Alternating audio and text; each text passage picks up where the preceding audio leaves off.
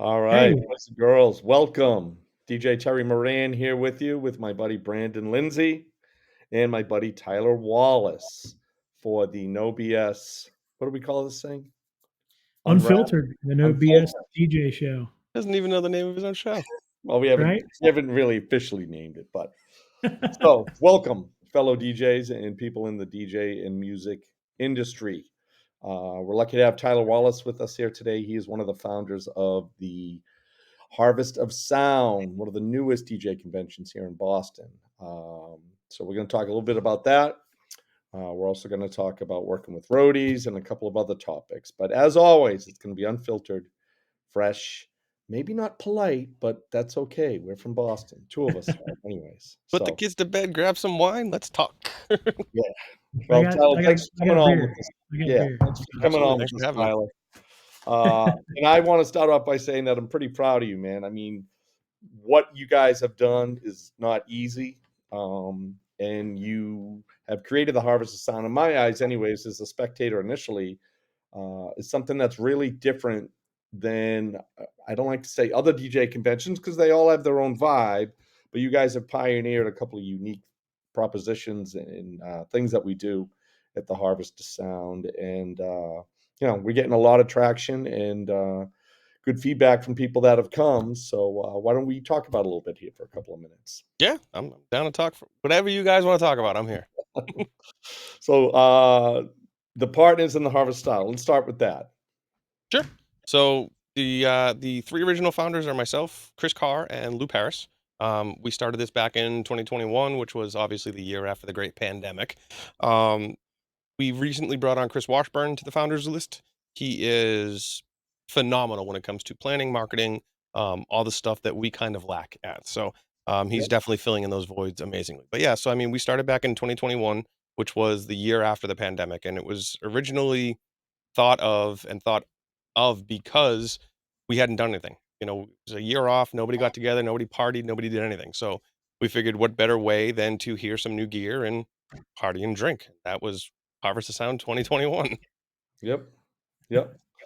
And I wasn't able to go that year because I was filming the Whitney Houston movie Yep. that night, and our shoot extended into the night, and they decided to shoot another scene. So I wasn't able to go that year, but I did send my DJ buddy Chris down, and he didn't know most of you guys, but he had a great time.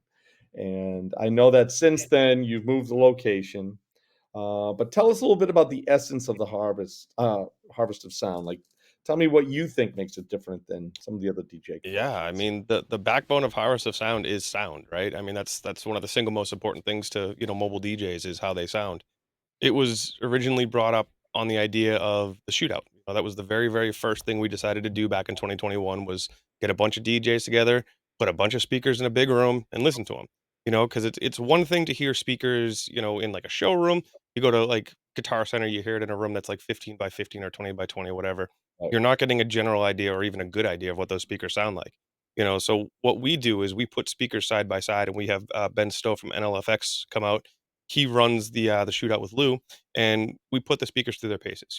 Everything is an even playing field. Every speaker is set to as flat as we can make it. We set up the RTA microphones, which is the reference mics that we put out. We capture frequency response of each of those speakers, just to kind of keep the manufacturers a little bit more honest. We want to know if they say that the speakers are good from 35 hertz to 20,000 hertz. Are they actually good from that? And then, with that, after we do the testing, we open up the room to DJs to come in, hear the speakers side by side so that they can hear, a JBL PRX next to an EV ETX. They can decide for themselves what sounds better instead of, some no name on Facebook saying the best thing since, sliced bread is altos. We want you to get that information yourself and use your own ears to kind of decide what works best for you and what you think sounds best. Yeah, and the way that you run it is, I'm very impressed with the whole procedure. I saw it first at Harvest of Sound 2022, and I had a preconceived notion of what I thought was going to be the best sounding speaker out of that group. And I ended up changing my mind from hearing them. And sound is subjective, right? Like, just we probably started with sound when we were stuffing 6x8s in the back of our Camaros when we were back in high school, at least I was. I don't know if you guys had Camaros when you guys were in high school, but, My mom had a um Camaro. I had a Oh, isn't 3000 that GT. cool? That but, is I mean, it's subjective, right? For me, I like a nice, crisp, snappy bass, but I like the whole speaker to have a f what I can only describe as like a full sound. So Yeah, I yeah, walked I away totally from get what you're Harvest saying. Yeah, so I walked away from Harvest of Sound 2022, and I bought 4 EV Evolve 50s. It was just time for us here at Crown. We try and rotate our gear every 4 years. We're buying new controllers 1 year, we're buying new speakers the next year, and not because they're worn out or done, it's just that I like new technology for the most part, and, I don't wanna get stuck with gear that's aging. So I just decided that for what we do, which is 90% of our weddings are under 150, and, the compactness of the evolves and the way that they sound and the ease of setup, and I just like that posh look. I personally hate tripods now, that those were the Same. choice for me. But I had guys next to me saying, "Oh my god, those RCFs are insane," and blah, blah, blah, and I'm not gonna go through what I think every speaker is, but it's just that sound is subjective. But my point being, as a consumer, I probably would have bought another brand of speakers, for more money if we didn't have that shootout. And Brandon, just so there's a theater of mind here, so you can understand, and maybe we should put a link to the shootout because it's been on YouTube, right? We'll put a link. yeah. I don't know if it's up yet. We don't have the results from 2023 posted yet because we did a whole bunch more tests this year than we did last year. So it's just Yep, taking some time to compile the data. But yeah, sure, harvestofsound.com is the easiest way. You can see the shootouts from sure, 2022 shows. That's what yeah. those are up there. So Yeah, we we'll can do that put because it in the comments for sure. Yeah. yeah, I feel like people need to understand what I'm saying. So I don't always convey things correctly, but we must have had, you know, and the way that they do it too is they do your smaller speakers, right? So when I say smaller, smaller in stature, smaller in cost, and they kind of put them in a group. They're not all exact, but they're close. And then they blast through them, and then they go up to the bigger daddies, and the same thing, flat EQ, blast through them, and then they go to the real bigger daddies, which aren't I'm not in the market for, but I still hung around because I wanted to see what the difference was, and it certainly changed my opinion. And that was not only my favorite part of the Harvest of Sound, but it also was something. Brandon, we've been in Atlantic City and Vegas a gazillion times, right? And you're in the expo floor, and it just sounds like you're in the Bronx on a hot Sunday afternoon in We July. all know that sound. You can't tell what's good, what's bad. You can't Right. speak with the reps. It's just too loud. And so this was something where, the shootout for me made me feel like I purchased the speakers that are right for our setup. And I Yeah. think that it was, I talked to a lot of other guys too that were either going to buy speakers or bought speakers because of what they heard there. And that's Yeah, that's important to us. We wanna make sure that you have not only the correct information, but you have something to back your decision on, other than Right. somebody just telling you, "This is the best thing." We want you to decide what the best for you is. We don't say what a winner is, we don't say what the best is. You will never see any of us say that. The Right. only thing we're going to give you is the data as we present it, which is the frequency response of the speakers, on and off Mhm. access, and then, like I said, we have a couple other tests that we ran this year, but we want your ears to make that decision for you. We don't wanna be the ones to do it, and we don't want somebody standing next to you to make that decision for you. Yeah. Yeah. that's a really cool feature. I think it'd be neat to be able to compare them side by side, and especially the results that you guys are going to publish later. That's really that's cool. I think that's informative. When you not having not been there, do you guys have a typical showroom floor, a small, like, do you have vendors set up Mhm. selling things as well? Yep, we So do that. okay, So cool. Monday is specifically for opening day and the speaker shootout. That's what Monday is. Tuesday and Wednesday is when the vendor floor opens. So the vendors will come in, they'll set up, they'll have everything ready to go. But I think this year we had 17 or 18 vendors. And then for 2024, we're gonna be more than double that. Good. This Roughly how many? last year definitely helped. Yeah. How's attendance? How many people are you bringing in there? So, first year when we did it in 2021, when it was just the one-day thing in Quincy, we had 186 DJs from 27 states. Cool. 2022, we had 190-ish from 22 states, and then 2023, we had 260 from 29 states. Wow, so it's growing. That's awesome. Yeah, but Yeah, the Tyler, you regional guys shows are. Go oh, ahead, sorry, Terry. Tony, go ahead. I was gonna say I love the regional shows. They're some of my favorites. I've attended a few different regional ones, and I just think there's a different vibe there with a lot more hallway talk, a lot more connection. I think it's a cool. Not everybody's all it's not like Vegas where as soon as the show's over, people are going to dinners and shows and everything else. There's a lot of people just kind of hanging out and sharing, and even if it's the local bar down the road, you still are doing a lot of sharing with DJs. So I do appreciate the regional shows a lot. Yeah. Yeah, there's certainly a good vibe there, and, I had talked to a lot of DJs that even though, a lot of them were in Boston, I just never met them. Right? We work pretty much every weekend, and when I'm not working, I don't wanna go see another DJ play. Yeah. Catch up on my Netflix or whatever. But, another cool thing about Harvest of Sound, I think, was, the atmosphere of it is more like a boutique DJ convention versus, like, a massive one. Mhm. And Tyler, I saw that you guys were going to limit the amount of attendees We are. this year. Yeah, Yeah, so let's we talk about that a little bit. we've decided that we wanted to keep a smaller show. We don't want it to be 1,000 people. We don't want it to be 1,500 people. We want it to be three, 400 tops. And that just gives us the ability to keep it smaller, keep it intimate so that we're in a hotel.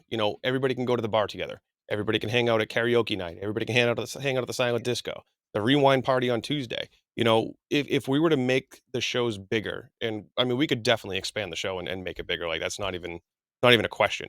It's just a how intimate do we want to keep it, right? You know, the boutique is a nail in the head, and that is exactly what we're going for. We want those hallway conversations to happen. Some of the people that you might see in Atlantic City or in Vegas, they might not be able to connect with you. You might not be able to stop them in between seminars and say, "Hey, can we chat for a couple minutes? How do you do this? How do you do that?" That's stuff that you miss at larger, shows. When you go to like Midwest, you go to Marquee, you're getting that intimacy. You're getting that one-on-one time with these people that you've seen, you've looked up to, they've taught you, through YouTube videos, posts, whatever be the case. We wanna keep that. We want to give you that one-on-one time with those people. Cleveland Terry will be the first one to tell you, he talked more at Harvest of Sound in those 3 days than I think I've ever heard that man talk combined in my life, and Yeah, Cleveland likes to talk. So, it's hard to say what the hard cap is gonna be in the future, but right now, our hard cap is probably between 3 and 400.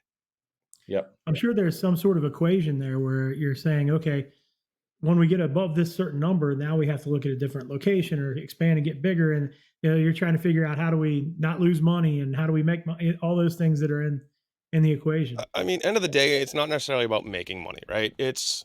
We haven't made money yet. This is the 3rd year, we have yet to make money. But it's bringing that dynamic to this side of the US. It's Midwest, it's North, it's kinda South.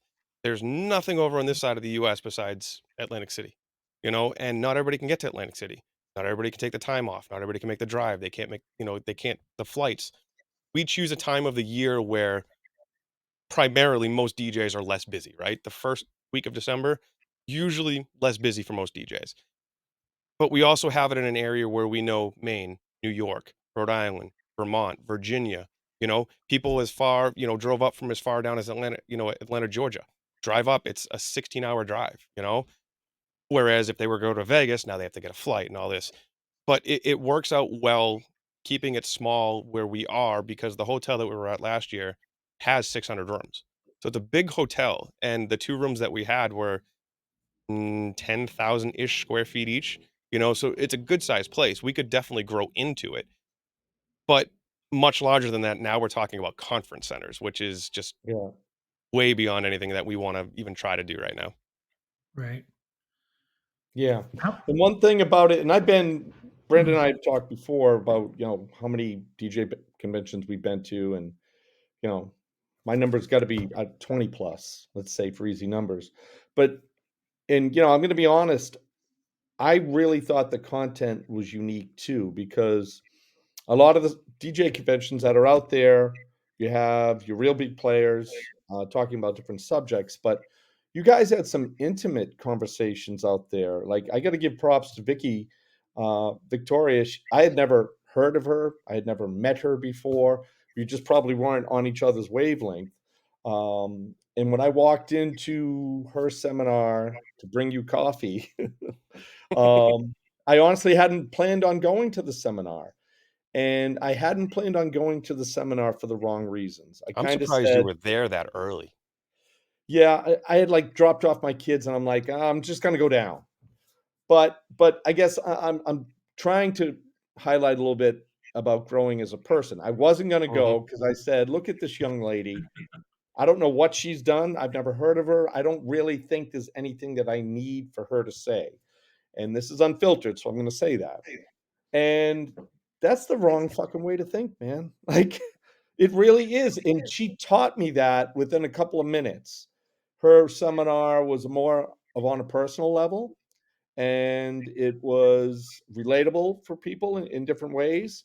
And she was so well spoken and so authentic that like I was a super fan of her within like 10 minutes. And I had actually answered some questions in her seminar. And afterwards, I just came and gave her a hug and said, thanks for doing that. And I told her, I'm like, I did not plan on coming to this when I saw it on the schedule.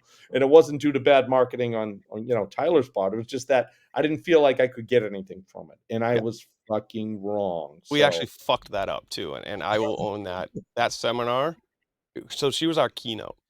That yeah, seminar should have been later in the day so that more people got a chance to experience that seminar.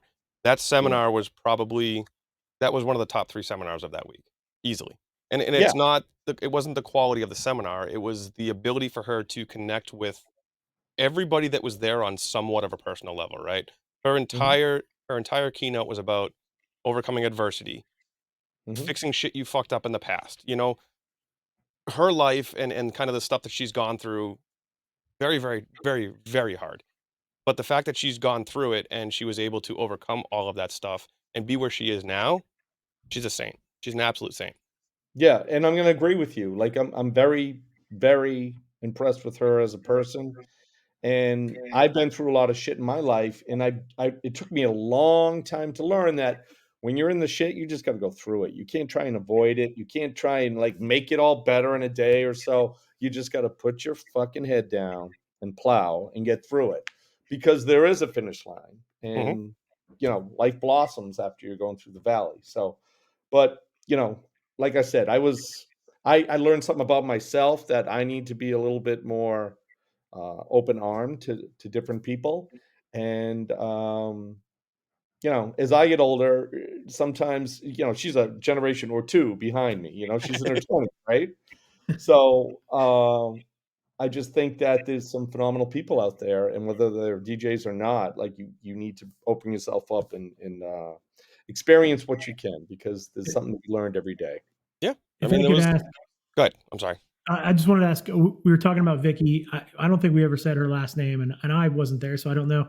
Do you know? Can you give us her info? Yeah, Like so she goes by Tori V. Tori V. Okay. She's, Chris All right. Washburn's right hand. Yeah. Okay. All right. But Yeah. yeah, And she's phenomenal. she's a wonderful individual, and I can't speak to her DJ skills because I didn't see her, but I know that if she works for Washburn, she's gonna be great. So, Yeah, and she's actually a relatively new DJ too. She hasn't been DJing for that long, but she comes from a musical background, so she knew the basics and stuff like that. But what she does and how she does it is phenomenal because she has her own personal twist on everything that she does. She doesn't go into it with, well, this person does it like this, so I'm going to do it the same way. She has her own unique style for everything that she does. And now that you know her and you'll continue to get to know her, you'll get to see a little bit more beneath that hood. But I will tell yeah, you, your hug comment, she gives the best hugs. yeah. Well, and I'm gonna wrap this up by saying props to you, Tyler, for putting a young, relatively, I don't wanna say inexperienced, but relatively fresh DJ to be your keynote.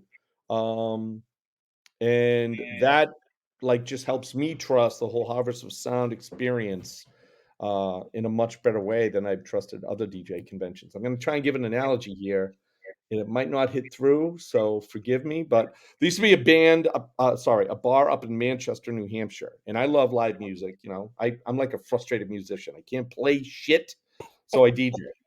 But like in the off seasons, my wife and I used to go out and see like bands all the time, and it was this fantastic bar in Manchester, New Hampshire, about 40 miles north of here.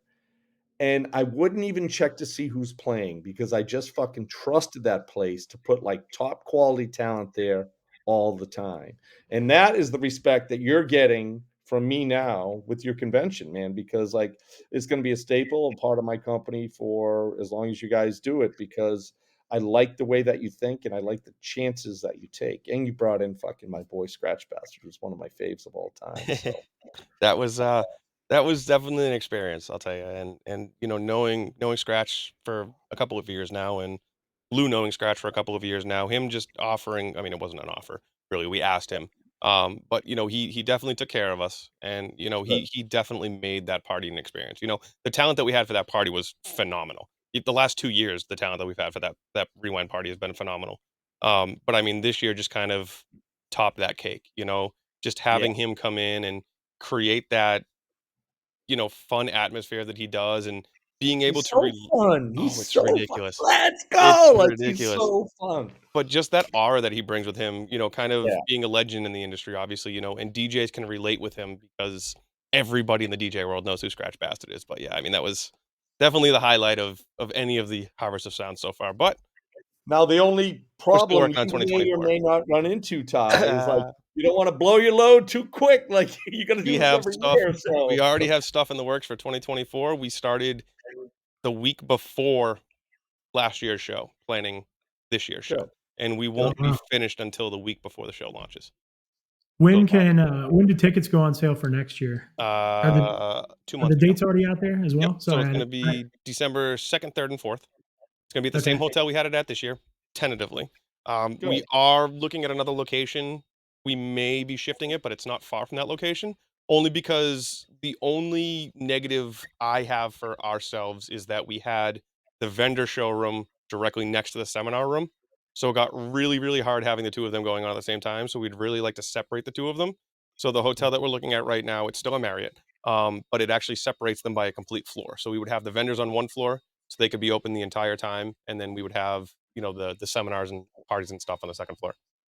So was that the complete ballroom? Those two Yep, rooms? and then I we split it I was right down the thinking in middle. my head, we've done shows there before, and I thought that there was 3 rooms, So it's actually but 4. There's 4 rooms, so they have that whole left side, and then next to that, where the ceiling goes up, they have another one, and I'm sorry, the kids are vacuuming, they picked the best time to vacuum. And then next to that is another high ceiling room, and then another small ceiling room, so you can actually break that up into 4 different rooms, but we broke it up into 2. I thought the Cool. venue was great. It's centrally located. I don't know. I'm assuming you saved some costs being out of Boston, but I don't think you needed to be in Boston. So I think that was a good Cost decision. cost was fairly similar, but last year there was some stuff with that hotel that we didn't necessarily feel comfortable going back to this year. So, and it Yeah, wasn't anything horrible, just minor stuff, but enough for us to say, okay, it's time to find a new location. yeah. I thought it was great. And just so you understand, my uncle was a GM at Disney for a long time, and Disney used to be dead the first week of December.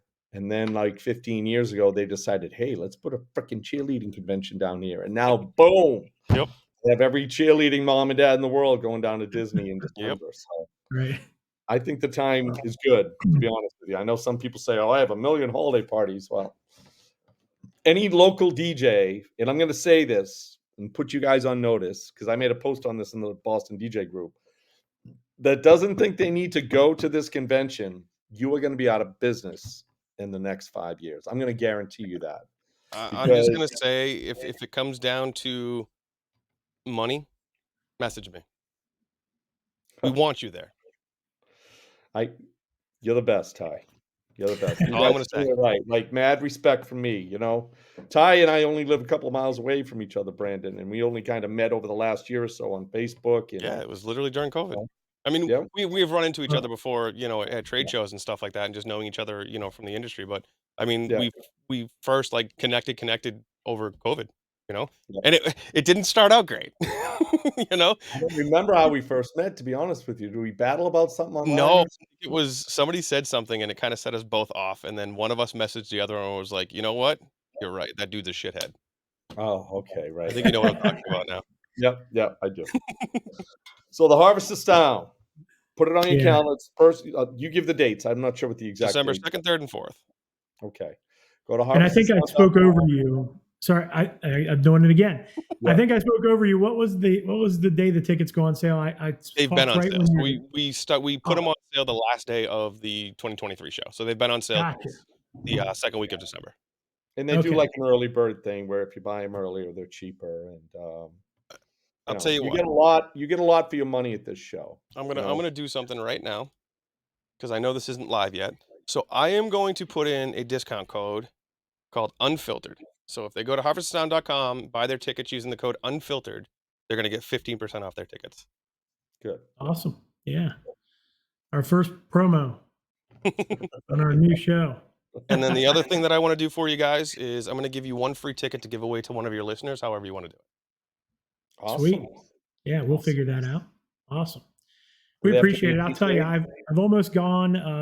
The last 2 years I looked at it, and this year I look at, and I'm like, man, this is up in Boston. Is it more, just if the first one I looked at, I'm like, is it more like just guys from there? And then, but yeah, the last 2 years, your marketing's working. You almost had me from Cincinnati, and I'm sure you'll eventually get me. Maybe this coming The year. real So, fucked up thing about this, and I think this is what pissed Terry off the most, is we had almost as many out of state DJs as we did New England based DJs at the show last really, year. yeah, yeah. That's awesome. Well, congratulations on that, man. So Yeah. one thing while we have you on here, I know we wanted to talk about speakers at conferences, Mm, and I know you're trying to figure out every year who do we bring in and what topics are good and are they good at what they do and things like that. And one of the reasons I actually wanted to start the podcast was because I just had this thought and I wanted to share it. And I dread honestly sharing anything on DJ idea sharing because you'll just get destroyed.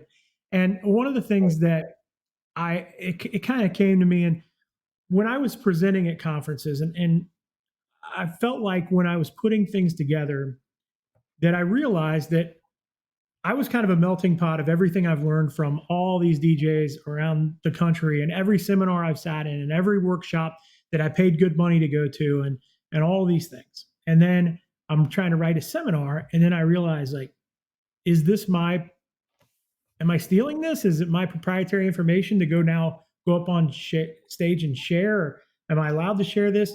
And I think there's a very fine line there. And I've noticed a little bit in the industry where that line's been crossed. And I'm not going to name any names. I think that, it's kind of just a guide. I really look at it. My concern, take a guy like Mark Farrell. Mark Farrell's done a lot for the industry. Mark Farrell is um, charging people to come learn what he is teaching. And so if someone goes to his seminar and then a month or two later, or his workshop, I should say, and then a month or two later, they're on stage at Harvest of Sound or Mex or, wherever, and they're just basically giving away his secrets or, not necessarily his secrets, but the things that they paid for in the workshop. I think we have to be careful about that as an industry. Wanted to get your guys' thoughts, and I've got a few more thoughts to share on it too. Well, as a guy that's spoken in a lot of seminars, I have always had pretty unique content for my stuff. I mean, I started speaking in seminars in 1996, and Las Vegas was my first one. And I actually reached out. My first DJ convention was 1995. Mobile Beat used to do a West Coast show in Vegas. John Ross was running the show, and I briefly got to meet him there. And for me, I remember going to my first conference. I learned a lot, but what I got more of was validation. Like, all right, okay, I'm legit. These guys are legit. I'm legit. We kind of do things the same way. All right. And then when I had reached out to Roz about speaking, he made me write a fucking business plan for my seminar because We I'm we assuming a lot we of people at that we time. do the same thing. You do the same thing. Okay. Similar, not a business plan, but yes, Yeah. similar. He said it's got to be 4 pages and it has to be unique. And I was like, okay, I don't remember what I spoke about at the first seminar, to be honest with you. But so I guess what I'm trying to say is that my seminars are always usually about the way that we do things, either the way that we market, the type of events we do. We do a lot of midweek stuff. I used to do midweek gold at Atlantic City. I think I did that 6 or 7 times. Um, Great seminar, by the way. I'm just gonna say that. Thank you. Thank you. But there was one time when I was telling a story or something, and it was from a method I had learned in one of Mike Walter's books. And actually, Mike was there at the seminar. I didn't really know him yet, so this was probably 2012 ish. Um, and I had thanked him because I knew he was there and credited his book and said, I had actually quit my job, Mike, after going on vacation with my wife, reading your multi-op book. And I came back from vacation and, gave my notice because you taught me blah, blah, blah, blah, blah, blah. And so I'm on the side of you where I think that if you're going to, how do we say this? We're not presenting their material, but if you're giving away some secrets or some expertise that you learn from someone, you should credit them. I don't think anyone is trying to plagiarize someone else and make it seem like their own, but I think that if we're going to continue to legitimize what we do, that we have to be professional about things like that. Yeah, I agree. And I'll take it one step further. If you're doing a seminar and you are using material from a paid course like Rebecca, you've already done it wrong. Nobody should be using that material in any of the seminars that they're doing at conferences, period. That is a specific thing that Mark and Rebecca have done for decades. That belongs to them. That should not be used unless they specifically say, yes, you can go ahead and use that. With that said, public stuff like a book or something like that, if you're going to take resources or quotes or something like that from somebody's book, like, you know, Mike Walter book, give them credit. Let everybody know that this is the person that you learned that from.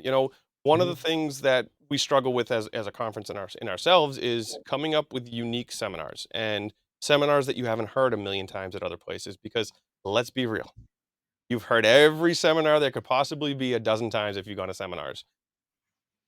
A lot of the times it's just a newer way of doing older stuff, which is fine. But if you're going to say, hey, I took Terry Moran's, weekday gold seminar at Harvest of Sound 2022, and then in 2025, you're presenting it at Atlantic City and you're claiming it as your own, you fucked up. Sorry. You lose Yeah, respect for me, for one. For two, that should just be something that's completely frowned upon by anybody that's putting together any of these seminars. And that should be an instant, you will never do another seminar again. That's just how I yeah, feel. Yeah, I agree with you that there are so many times that seminars are similar or that you're doing something on the same topic. So obviously, you're going to overlap here and there. For me, it was that the weird internal dilemma of two things. One being that am I taking this directly from somebody's other seminar that I watched, or is this something that I developed myself? Maybe it was something I developed after hearing what they did, that type of thing. Um, the other part was really uh, trying to think as I was doing things. Am I really doing this? I want to speak at this conference, and they've asked me to speak at this conference. Do I really have something unique enough to speak about, or am I just trying to generate something based on these ideas that I gathered from going to all these other conferences? I did a seminar called Make It Happen. It was very detailed. It was a big production. I had a lot of video. A lot of the things that I talked about were borderline things. It was a lot of unique things I'd done for couples at weddings and made it happen and really gone the extra mile.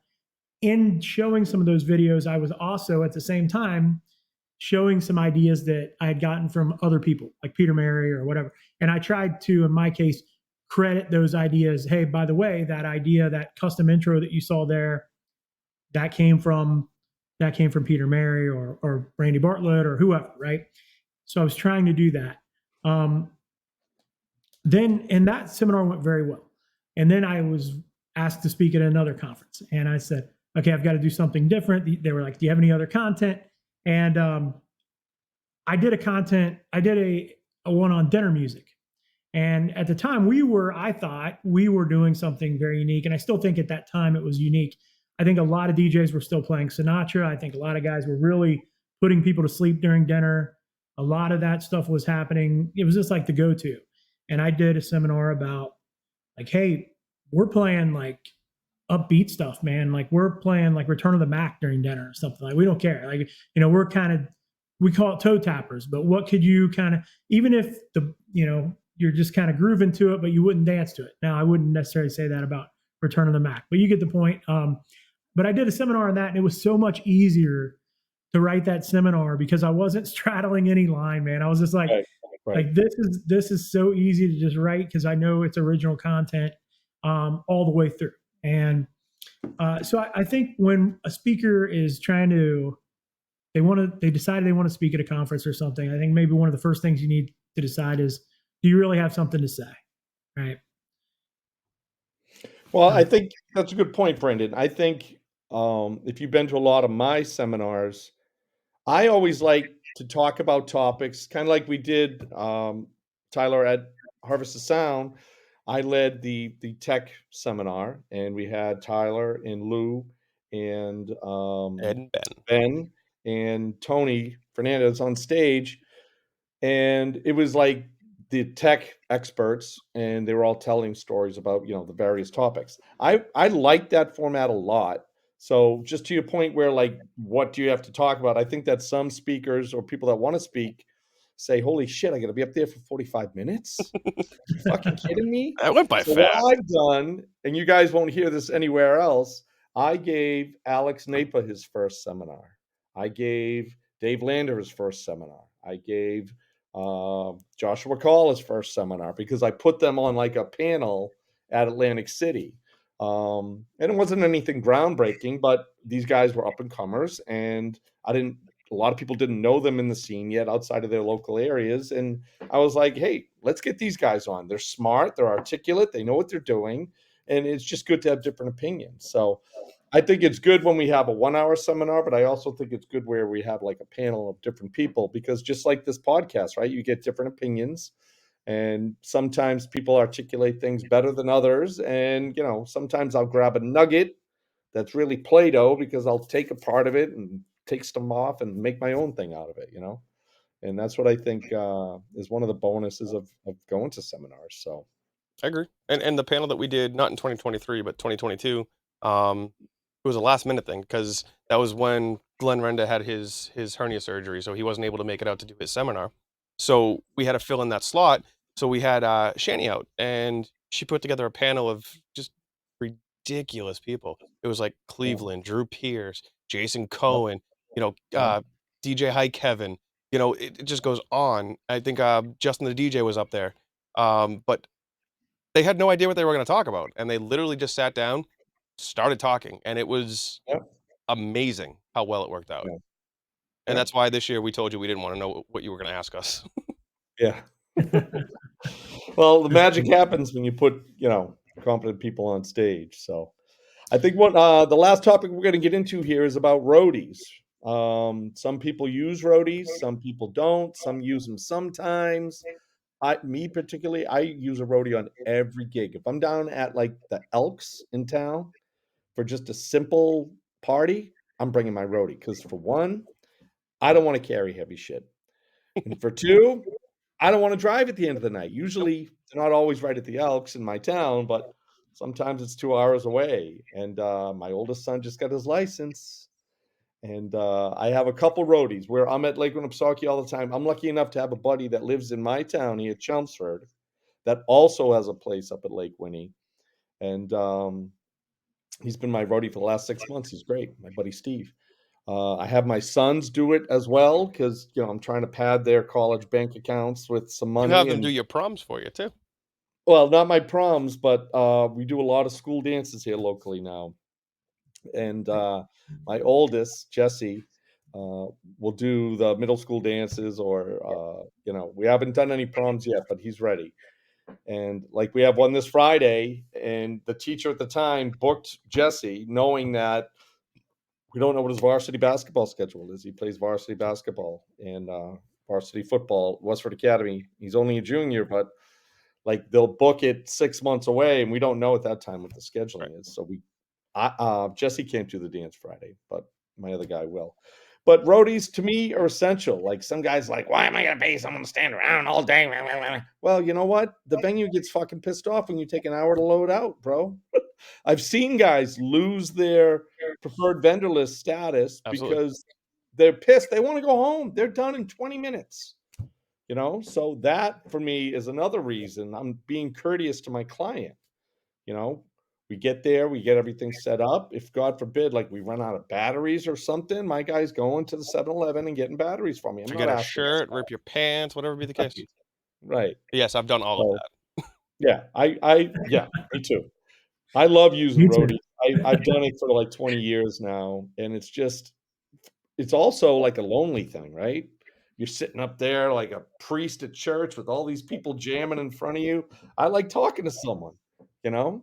I'm like, "What do you think about the booty on this girl over here? Who's our number 1 in the room?" Like, we have fun with it. I I'm just like not the mad at it. confirmation that I'm not doing a shit job, you know? I'll look over and be like, "How did that transition sound?" I'll be like, "Killed that," or "That Yeah. sounded like ass." I'm like, Well, Yeah. I know all my mixes are perfect, so I don't need I've to said ask. for years, like, it's great to have somebody to high five at the end of the night yeah. and go, man, we Yeah. crushed that, versus you're driving home in silence and nobody knows that you just crushed it. The people at the party I know, think but that's none of that's your friends. probably that's probably the same reason why I do it is just because the ride home sucks, like, let's be real. Yeah. No DJ really listens to music on the ride home, so it's like a silent No. car ride home. Having somebody to talk to or just keep you awake is a bonus, but, having that camaraderie with you and saying, "Hey, great job tonight, high five, we killed another one." I think that goes a little bit further than just, carrying gear and stuff like that, like, it just puts you in a whole new mindset. Yeah. If I could add to that, I also think that feeling keeps guys on with you longer. So, like, if you've got Agreed. an MC that's running shows for you, and he's got somebody with him, I just think he stays on longer. It can be a lonely job, like you said, and if you're out there every weekend, man, it can get you can get burnt out a lot quicker than if you have somebody that you're kind of partying with a little bit. Totally agree. And Yeah, plus the plus bonus you don't have to I carry have shit at my the end of the night. roadie do everything I don't wanna do. Like, for example, one of our first things is we go in and walk the venue before we take any gear out because we don't know if we're in the right spot to load in. There could be another door, blah, blah, blah. So we walk in, and then when we get to the spot where we're gonna perform, first thing I do is, he puts electric up. He'll run a 15-footer with a patch or whatever, and now I have my power.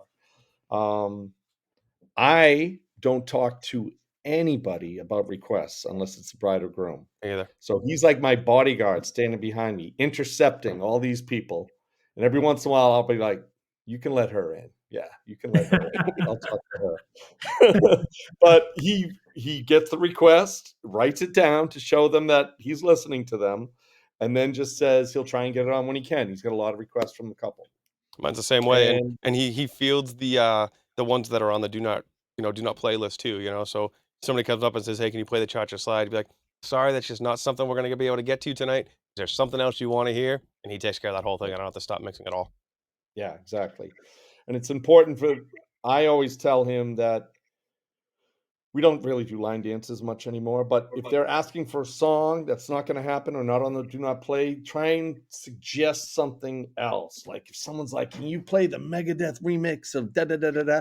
Yeah, no, we're not gonna do that. But, I like he'll know that I usually play The Killers or something like that. If you just mention something else, now the person walks away and they're satisfied. I don't like to piss people off. Well, maybe I do like to piss people off, but Yeah, I was I gonna don't like to say, piss are people we off at talking about the same weddings you, Terry? I will say unless I'm a I'm little at it. I'm that way. I do take the request, but I mean, I let them take the request, but I also take some myself. If they're there and they're ready, or somebody comes up on this side and they're on that side, I don't care. I talk to them. Yeah, I totally. give them a little jab, If like, I'm not "Oh, mixing, oh." if I'm not totally in the middle of something, I'm just slow songs on. Who knows, right? I'll still talk to the people and take the request. But that is one of the things that I have my roadies do. So one difference in what I do is I don't call them roadies. I I do a don't either. little thing where we call it an MC DJ team or MC, DJ assistant, whatever. So I'm part of what I try to do is I want those guys to want to become MCs and run their own show. So typically, if I find somebody, there are instances where I just go find people that I just need to carry gear, right? Like I need this to Bare happen. hands, right. But a lot of times I'm really training those guys as I see something in them and I think eventually they'll be able to run shows on their own, hopefully. So in that case, I also have them do a little bit more. So what I'll have them do, aside from setup, um, aside from taking requests, it's not hard to teach them to hit cues on certain songs. So if I'm doing the cake cutting, and I can tell them, hey, when I say this, hit that button, whatever, the song will start. I'll even, once I trust them, I'll let them do the introductions. Like, if they can play these however many songs, I can focus on just saying the people's names right, the timing of what I'm saying, and they can hit the songs over here. And if not, I'm I'm a foot or 2 foot away if I have to be, and I can reach over depending on how long they've been with me. Um, as they start to get better and they practice at home or whatever, I might even let them mix for a few minutes. Like hey, I'm going to go to the bathroom. You get a little set here, whatever. Yep. It depends on how good they. And now if they're crushing it, I've let them go longer. So this is Yeah, how, I've done that with and that's how Jesse. right? You start to know, like, hey, this guy, he just did an hour. I could probably turn him loose at some point. A little more training with how things flow or whatever, I could turn him loose. So that's kind of how I have kind of evolved my roadie DJ MC thing. Yeah. And not all of them have that potential. Like my son Jesse, that's how he started to become a DJ. Like the bathroom break. And he had done so many weddings with me that he can mix and he's got good music programming. But he's not like he's 16, 17, just turned 17. He's not all that interested in being a DJ. Um, but my other buddy Steve is just more like I can tell that he likes being there, but he doesn't want to do that stuff. He doesn't want to mix or anything.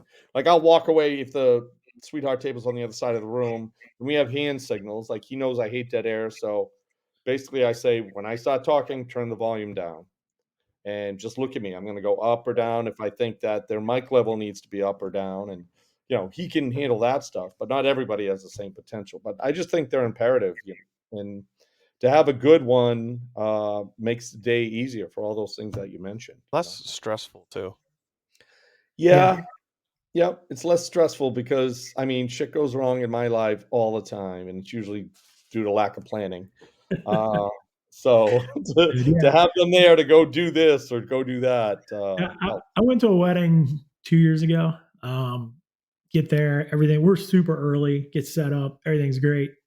And I go to get dressed, and I realized that I guess between my house and the venue, my pants fell off the hanger, so I don't have pants. So I'm wearing. It was a hot day. I'm wearing shorts, so I ended up having to run up the road to get some. And we had plenty of time, but it was nice to have him there. Even if I would have gotten Yeah. caught up, he could have been playing cocktail hour music while I was gone. So even if I had gotten caught up in that trip to go get, I think I went to Target and bought something that looked like, my suit pants, and I was back in, half hour or whatever. But, those things happen, occasionally.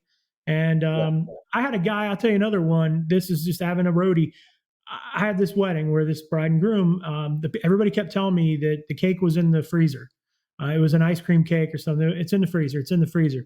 And I just had this feeling, man. I hadn't seen it, and I went back there and I kind of looked. I didn't see it. I went and asked the mom, "Hey, can you show me the cake?" And she realized in that moment it wasn't there. It was back at the hotel. So I come back to the booth and they're like, "Oh, we'll just have them do one of these cupcakes up here on the stairs or something." And I knew the bride and groom would be disappointed. So as I was literally about to like figure it out, like everybody was drunk, right? All the family members are drunk. They don't want to go back. My roadie goes, "Let's save the day, boss." Like my assistant, right? "Let's save the day, boss." And he actually, they had a shuttle there. So when he tried to drive his car, she goes, "No." The mom goes, "No, I paid the shuttle. We'll make him do it." So he jumped on the shuttle bus all by himself, drove up to the hotel, which was That's like four awesome. miles away or something, and came back with the cake, which I thought was awesome. So Yeah, that is awesome. I you had never know what one you can do end by of last having. year, and they were doing a bubble send off from the ceremony, and they went out and they bought these really really small like battery operated bubble machines, and I got there. I'm like, there's no way that this is gonna work. It was outside. There was like 200 people. I'm like, no way. And we were unfortunately like an hour and a half from my house, so it's not like we were close.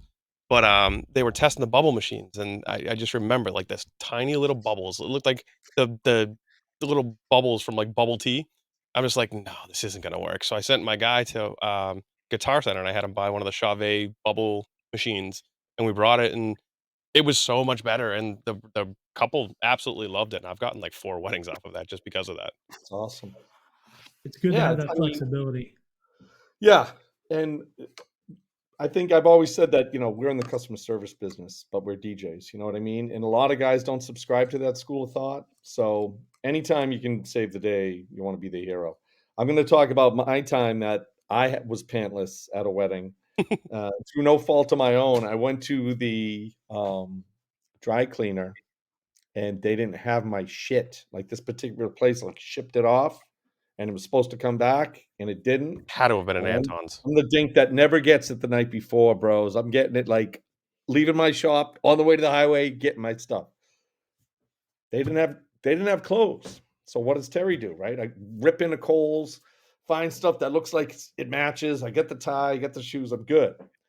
I get to the wedding.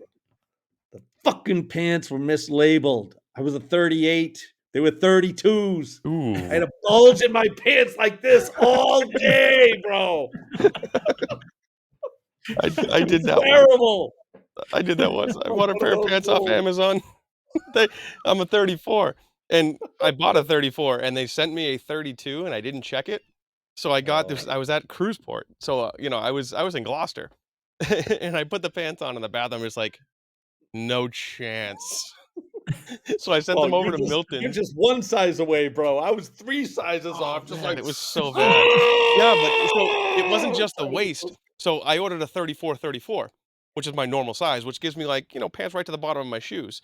These things were a 32-30. Oh Ooh. man. Yeah, dude. So I had to do the ceremony with these pants on, right? Because by the time I usually get dressed like 20 minutes before the ceremony starts. So I put the pants on. I'm like, oh shit. I'm like, I can't button them. So I had to close my pants with my belt, and I had to Yeah, I pull did them that down a too. little bit so that they weren't like up to my kneecaps. And I sent them over to Milton's to grab me a pair of pants to change during cocktail hour. That's Oh, great. man. Well, I That's think great. that's gonna wrap it up here, boys. Tyler, thank you very much for coming on. Thank you for having And me. again, it's Yeah, good to meet you, Harvest of Tyler. Sound. You wanna be at that conference next year, so go to harvestofsound.com. Brandon, thanks for And don't for forget, use the running this code with us. use the code Oh, unfiltered to save 15%. Unfiltered. Makes All me right. think of, like, an unfiltered cigarette, the Pall Malls my mom used to smoke. That's what immediately comes to my mind when we say unfiltered, but that's You cool. named it, not me. You've definitely been Oh. unfiltered this episode. Been good. All right. All right. Good night. Well, We'll thanks, see you, guys. Always good everybody. talking with you. We'll see you next week. My pleasure. Thanks for having me.